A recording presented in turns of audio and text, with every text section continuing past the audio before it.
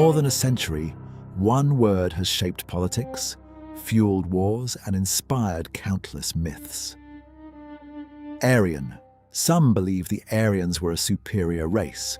Others claim they were the ancestors of modern Germans. Many think they came from Iran.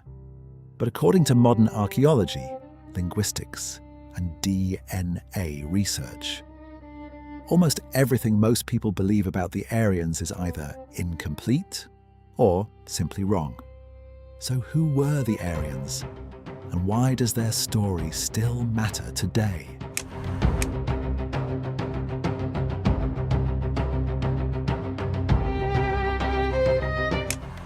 The word Aryan didn't originally describe a race. Thousands of years ago, ancient Indo-Iranian peoples used similar words, Arya in Sanskrit and Arya in Old Iranian, to describe themselves. The term likely meant something closer to noble or honorable. It wasn't based on skin color, it wasn't based on genetics, and it certainly wasn't the idea of a master race that would emerge thousands of years later. Over time, however, the meaning of the word changed dramatically, especially in Europe.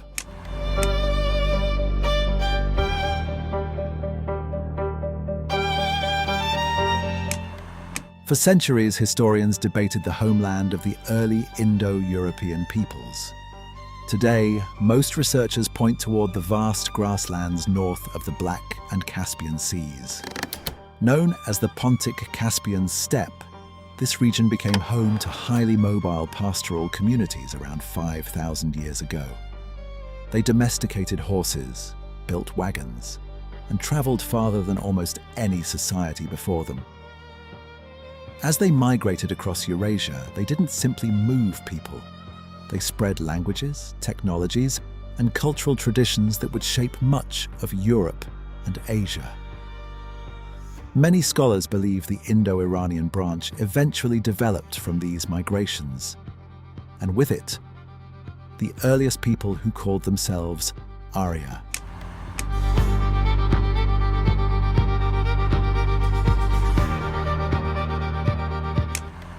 This is where history becomes surprisingly complicated. Germany became linked to the Aryan idea during the 19th century, when some European scholars mistakenly treated Aryan as a racial category instead of a linguistic and cultural term. Those misunderstandings were later adopted and radically distorted by Nazi ideology. Modern genetic research rejects the idea of a biologically distinct Aryan race. Iran, however, has a very different connection. The name Iran comes from an ancient word meaning land of the Aryans. But in this context, Aryan referred to the early Indo-Iranian peoples who lived in the region, not to a concept of racial superiority. Two places. One ancient word. Two completely different histories.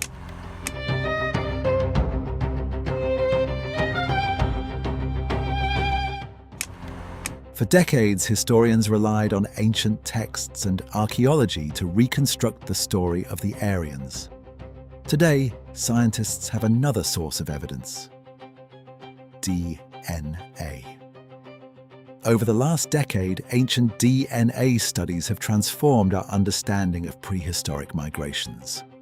Researchers discovered that populations from the Pontic-Caspian Steppe spread across Europe and parts of Asia around 5,000 years ago. Their genetic legacy can still be found in many modern populations. But here's the surprising part. There is no single Aryan DNA. Instead, today's Europeans, Iranians, and South Asians all carry different mixtures of ancestry shaped by thousands of years of migration and intermarriage.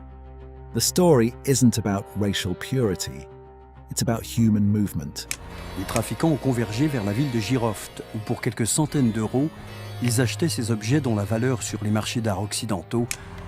Thousands of ancient civilizations have disappeared from history. So why do historians still talk about the Aryans? The answer isn't because they built the largest empire, or because they left behind massive monuments.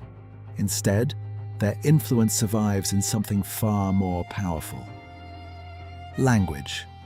Today, nearly half of the world's population speaks a language that belongs to the Indo-European family: English, German, Persian, Hindi, Russian, Spanish, French.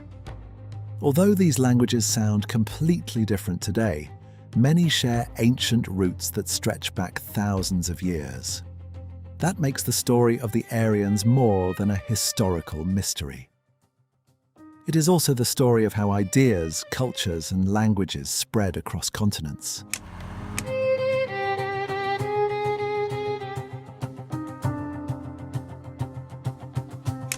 For generations, historians relied on archaeology and ancient texts to reconstruct the past.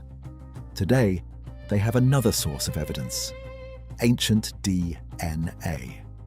By analyzing genetic material preserved in ancient skeletons, scientists can compare prehistoric populations with people living today. This technology has transformed our understanding of human migration. Entire chapters of history have been rewritten, not because written records were wrong, but because they were incomplete. DNA has become one of the most powerful tools for uncovering humanity's forgotten past. Ces richesses, de nouveaux spécialistes ont rejoint l'équipe. Why this story matters today. The story of the Aryans isn't really about one ancient people. It's about how history evolves. Every new discovery forces us to question ideas that were once accepted without evidence. Sometimes archaeology provides the answer. Sometimes ancient languages reveal another clue. And sometimes the answer is hidden inside human DNA. The more scientists learn about our past, the clearer one truth becomes: human history has never been a story of isolation. It has always been a story of movement, exchange, and connection.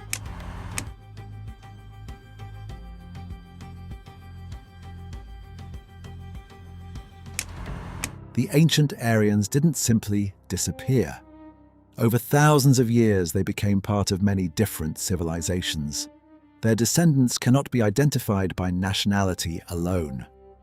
Instead, their legacy survives through language, culture, and shared ancestry. Today, traces of Indo-Iranian heritage can be found across Iran, Afghanistan, Tajikistan, northern India, and parts of Central Asia. Meanwhile, genetic ancestry linked to the ancient Eurasian steppe appears across much of Europe and Western Asia. This doesn't mean these populations belong to one race. Rather, it reflects thousands of years of migration and intermarriage that shaped the modern world. The story of the Aryans is no longer about a single people. It's about the shared history of millions, of